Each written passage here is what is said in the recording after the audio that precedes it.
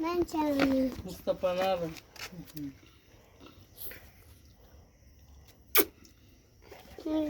Şahyar benim mi?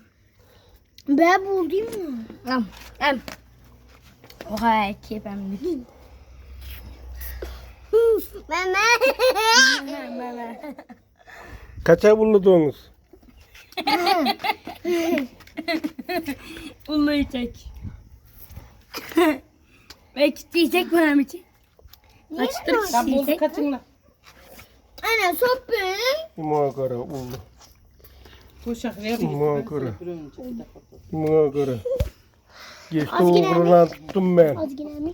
Geçti oğurlan tuttum yine. 4 oğru.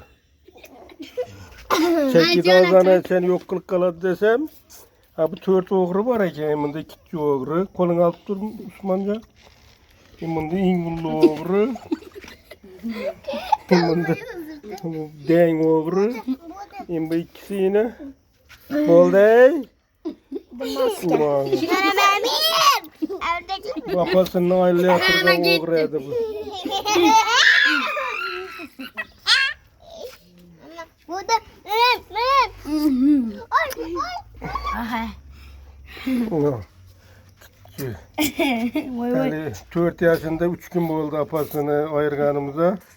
Bu indi çekide kaltan emip inş yok atı bir tekende. Yine İbrahim Bu kaçtı. ağası olardı. Yine. Şat olmaz ama. Kaçtı. Katkını çayı bütüne basıp koyamız. Azana çay az gana ne kaladı çekide. Karasak 4 oğru. Yok atı bir geneken bunu.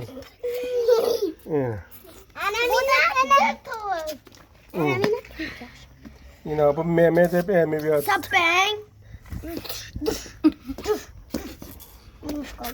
İyi emişsin desen. Hem. Kan buldu, toktatamız buldu. Yarın